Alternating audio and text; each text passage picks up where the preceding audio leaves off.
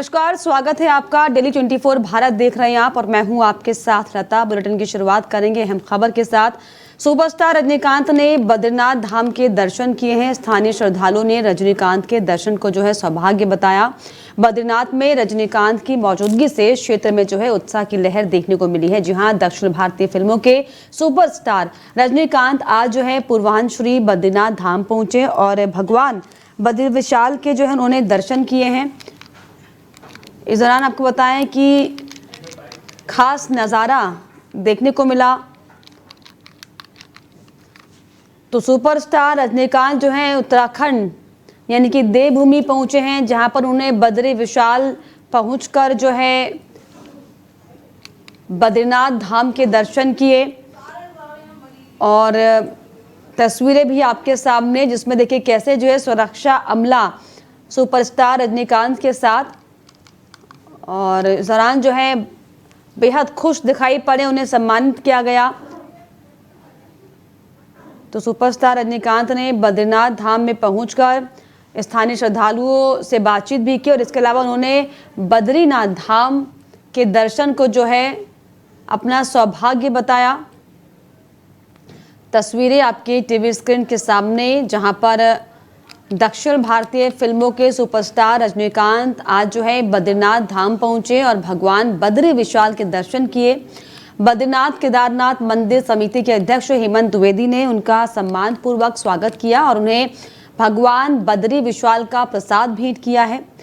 ये बात खास है कि रजनीकांत हर साल उत्तराखंड के पवित्र तीर्थ स्थलों का दर्शन करने के लिए पहुंचते हैं, जो कि उनकी आध्यात्मिक आस्था को दर्शाता है। उनकी ये परंपरा न केवल श्रद्धालुओं के लिए प्रेरणा है, बल्कि ये भी दिखाती है कि चाहे फिल्म जगत में कितनी भी व्यस्तता क्यों ना हो, वे अपने सांस्कृतिक और धार्मिक मान्यताओं को बनाए रखने में विश्वास रखते हैं। स्थानीय लोग और श्रद्धालु भी उनके आगमन से काफ़ी खुश नजर आए और उन्होंने उनके दर्शन को एक सौभाग्य भी माना। चलिए आगे बढ़ेंगे। भाजपुर से अगली खबर, जहां पर भाजपुर में धान खरीद व्यवस्था पर बैठक हुई है। एसडीएम ने तुलाई शुल्क नहीं देने को सख्त निर्देश इस पूरे मामले को लेकर दिए हैं। एसडीएम अमृता शर्मा खुद क्रय केंद्रों का निरीक्षण करेंगी। भाजपुर में धान क्रय केंद्रों की व्यवस्था को सुधारने के लिए आज तहसील सभागार में एक महत्वपूर्ण बैठक हुई, जिसमें एसडीएम अमृता शर्मा, मंडी कृषि विभाग के अधिकारी, राजस्व उपनिरीक्षक और किसान मौजूद रहे। इस बैठक का उद्देश्य था कि किसानों को बेहतर सुविधा देना और धान की खरीद प्रक्रिया को सरल बनाना। किसानों ने धान की प्रजाति 31 और 26 को जल्द से जल्द क्रय किए जाने की मांग की है। साथ ही साथ तुलाई के समय अतिरिक्त शुल्क ना लिए जाने की भी बात कही। एसडीएम अमृता शर्मा ने बताया कि इस मामले में उच्च अधिकारियों से विचार विमर्श के बाद निर्णय लिया जाएगा। उन्होंने सभी राजस्व उपनिरीक्षकों को अपने अपने क्षेत्रों में क्रय केंद्रों का निरीक्षण करने और बेहतर व्यवस्थाएं सुनिश्चित करने के निर्देश दिए।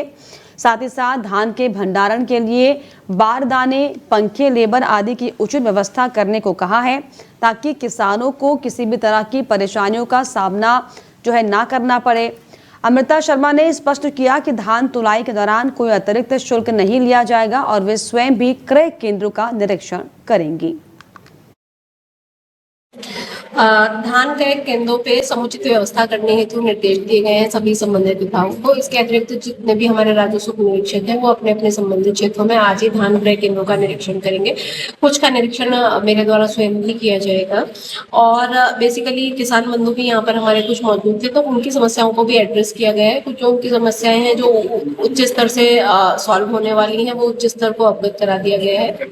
और जैसा कि कुछ लोगों के द्वारा यहाँ पर ये बताया गया कि जो ये ठेकेदार जो धान उठान के लिए लगाए जाते हैं, उसमें किसानों से अतिरिक्त शुल्क की मांग की जाती है, तो उस पर भी हमारा विशेष ध्यान रहेगा कि इस तरह की कोई भी अव्यवस्था इस बार यहाँ ना। उत्तराखंड के मुख्यमंत्री पुष्कर सिंह धामी ने बिहार विधानसभा चुनाव की घोषणा पर खुशी जताई है। उन्होंने कहा कि केवल चुनाव जनप्रतिनिधियों को चुनने का अवसर नहीं, बल्कि विकास के राह पर विकास के संकल्प को दोहराने का मौका होता है। प्रधानमंत्री नरेंद्र मोदी के नेतृत्व में देश तेजी से आगे बढ़ रहा है और बिहार की जनता ने हमेशा राष्ट्रहित और जन कल्याणकारी नीतियों पर भरोसा दिखाया। मुख्यमंत्री धामी ने विश्वास जताया है कि बिहार की जनता इस बार भी विकास, सुशासन और राष्ट्रवाद के पक्ष में अपने वोट से समर्थन देगी। उन्होंने सभी से शांतिपूर्ण और सुचारू चुनाव में भाग लेने की अपील की है।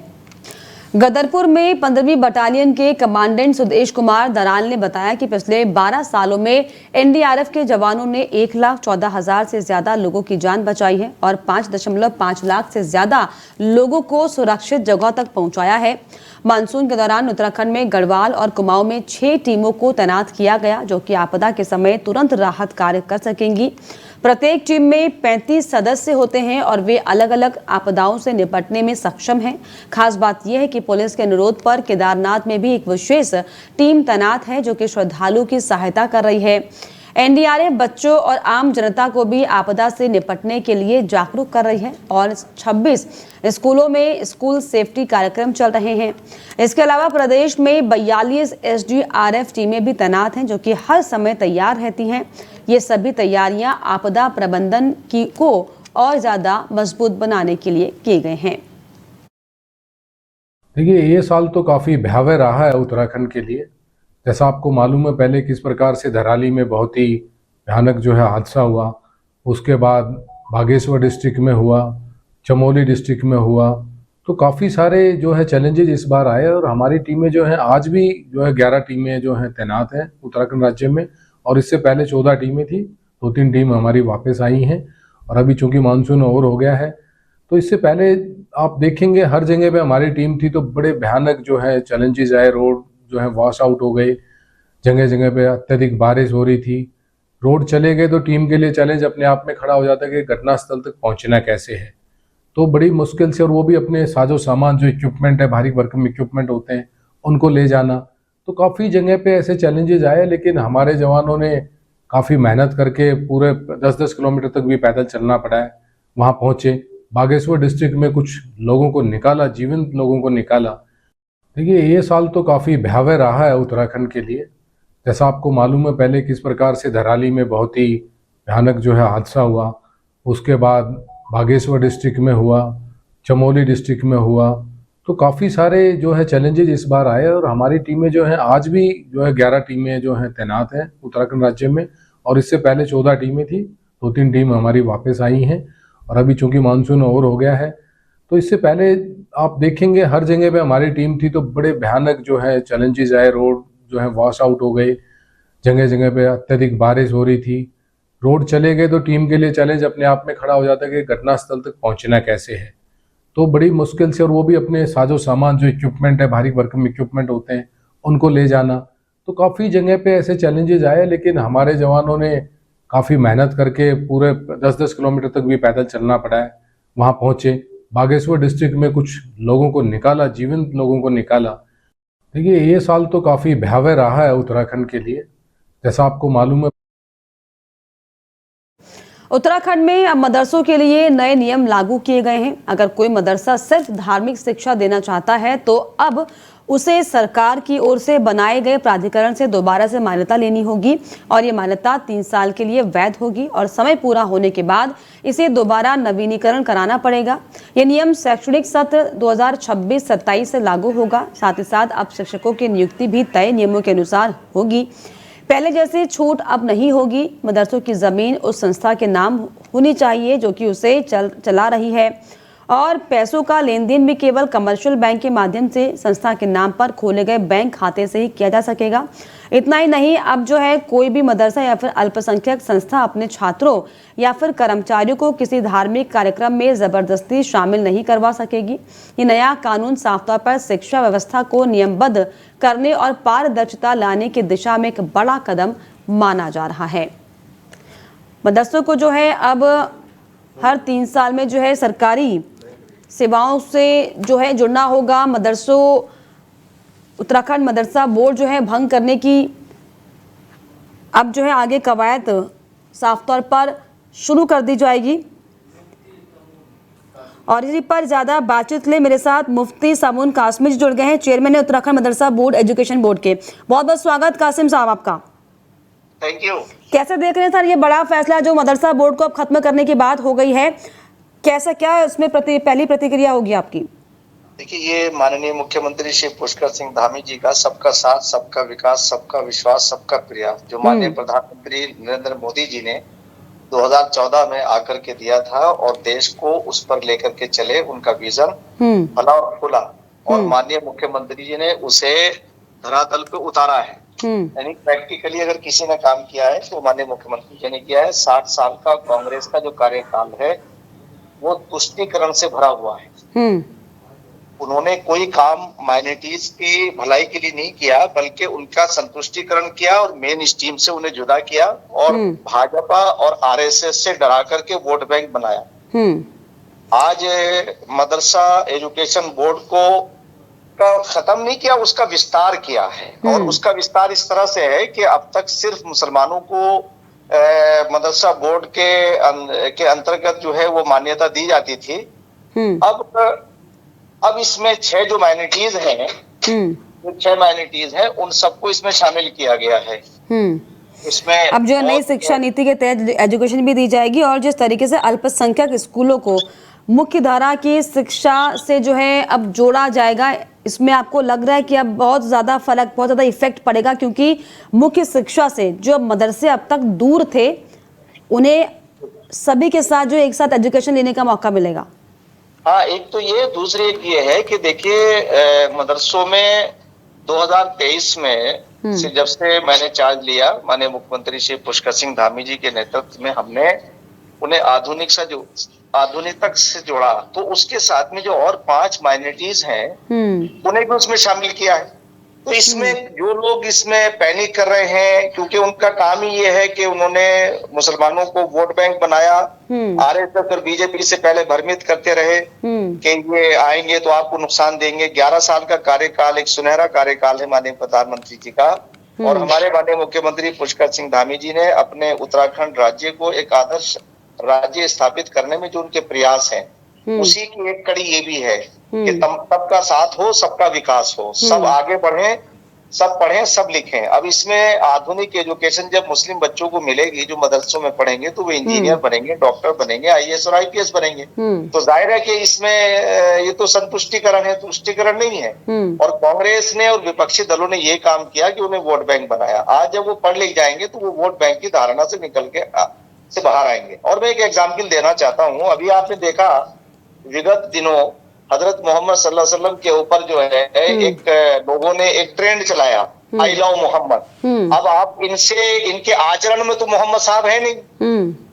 जब आचरणों में नहीं थे तो ये सिर्फ एक भ्रम पैदा करना चाहते थे और उन 18-20 साल के नौजवानों को लाए आई लव मोहम्मद के नाम पे। तो जाहिर बात है जब वो सड़कों पे गड़बड़ करेंगे या कोई ऐसा काम करेंगे तो उन्हें पुलिस पकड़ेगी, उनपे केस लगेंगे। तो इनके 2 फायदे हैं उसमें। एक तो ये कि उनपे केस होंगे तो उनके दिमागों के अंदर सरकार के प्रति नफरत आएगी, और इनका फायदा ये है कि वो जब परेशान होंगे तो इनके पीछे आएंगे और वो वोट बैंक बनेंगे। लेकिन विपक्ष जो है उत्तराखंड में ये कहता है कि ये तो सिर्फ मुसलमानों को टारगेट करने की चीजें, अननेसेसरी होने वाली कार्रवाइयां हैं और भी कई मुद्दे हैं।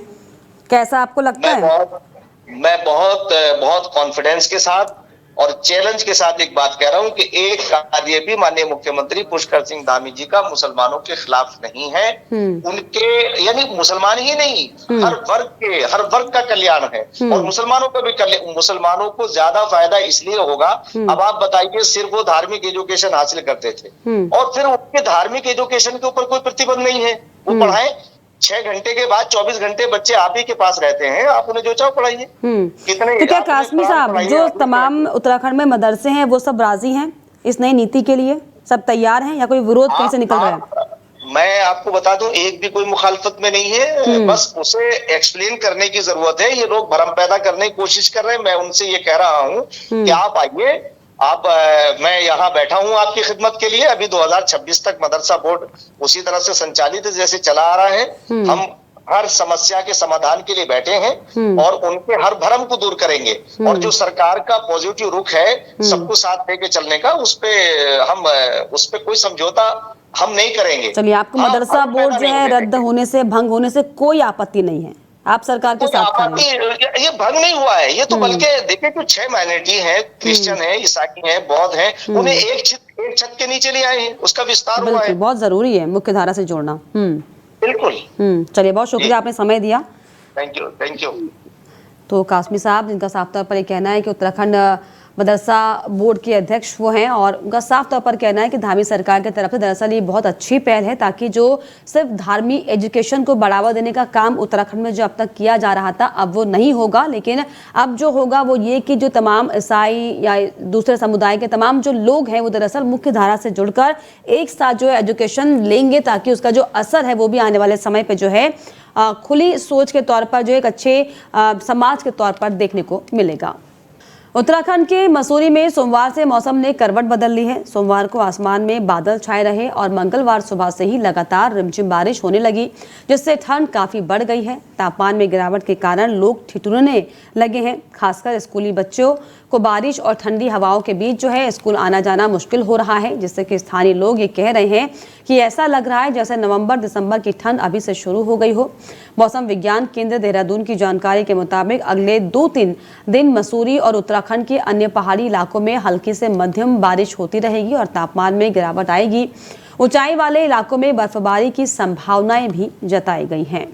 उत्तराखंड के मुख्यमंत्री पुष्कर सिंह धामी ने खेल विभाग की समीक्षा बैठक में राज्य में खेलों के विकास और बुनियादी ढांचे को मजबूत बनाने के निर्देश दिए हैं। उन्होंने कहा कि 38वें राष्ट्रीय खेलों के दौरान बनी खेल सुविधाओं का रख रखाव और उनका प्रभावी उपयोग सुनिश्चित किया जाए, ताकि खेल गतिविधियों को लगातार बढ़ावा मिले।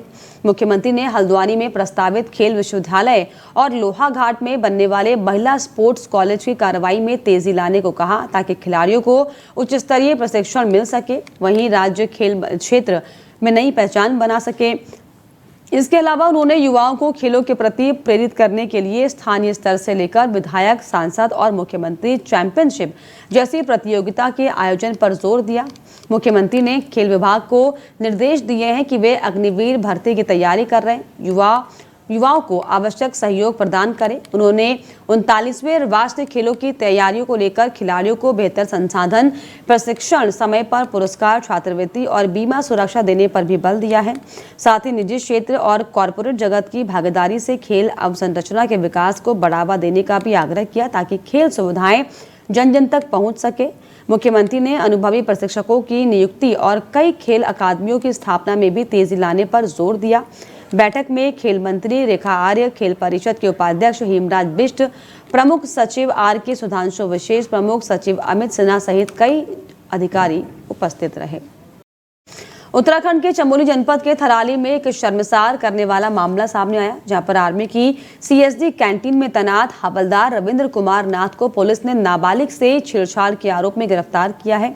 पीड़िता की मां का आरोप है कि रविवार दोपहर कैंटीन बंद होने के बाद आरोपी ने उनकी 13 वर्षीय बेटी को बहला फुसलाकर अंदर बुलाया और उसके साथ गलत हरकत करने की कोशिश की। किसी तरह बच्ची वहां से भाग निकली और परिजनों को घटना की जानकारी दी गई। मामला सामने आते ही स्थानीय लोगों में जबरदस्त गुस्सा फैल गया, जिसके बाद जो है पुलिस ने तत्काल मौके पर पहुंचकर आरोपी के खिलाफ पॉक्सो एक्ट की धारा 7, 8 और 74 BNS में मुकदमा दर्ज कर लिया। फिलहाल आरोपी से पूछताछ की जा रही है। कल थाना थराली पर एक शिकायत प्राप्त हुई थी, जिसमें वादिनी ने बताया कि उसकी माइनर लड़की थी, जिसके साथ वहीं आर्मी कैंटीन में कार्यरत एक हवलदार के द्वारा अनुचित आचरण किया गया और छेड़खानी की गई। जैसे ही इस घटना की सूचना पुलिस को मिली, तत्काल इसमें जो है अभियोग पंजीकृत किया गया 74 BNS और पॉक्सो के अंतर्गत, और जो भी उसमें अभियुक्त है उसे अरेस्ट कर लिया गया और माननीय न्यायालय में उसे पेश किया जा रहा है। आगे की इसमें विवेचना जो है वो जारी है। कल थाना थराली पर एक शिकायत प्राप्त हुई थी, जिसमें वादिनी ने बताया कि उसकी कैबिनेट मंत्री गणेश जोशी ने आज महर्षि वाल्मीकि जयंती के अवसर पर कालिदास मार्ग स्थित मंदिर में पहुंचकर महर्षि वाल्मीकि की प्रतिमा पर माल्यार्पण और पुष्पांजलि अर्पित कर उन्हें नमन किया। इस अवसर पर कैबिनेट मंत्री गणेश जोशी ने कहा कि महर्षि वाल्मीकि जी ने रामायण जैसे अमर ग्रंथ की रचना कर मर्यादा पुरुषोत्तम प्रभु श्री राम के आदर्शों और जीवन मूल्यों को जन जन तक पहुंचाया है।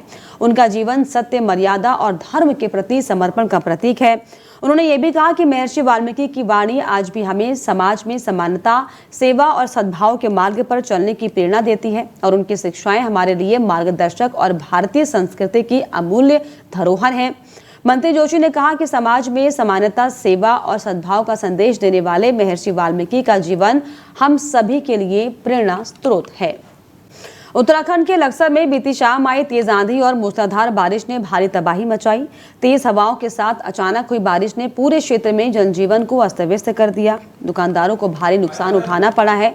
कई दुकानों के सामने लगे टीन शेड तेज हवाओं में उड़कर तिनके की तरह टूट कर गिर गए।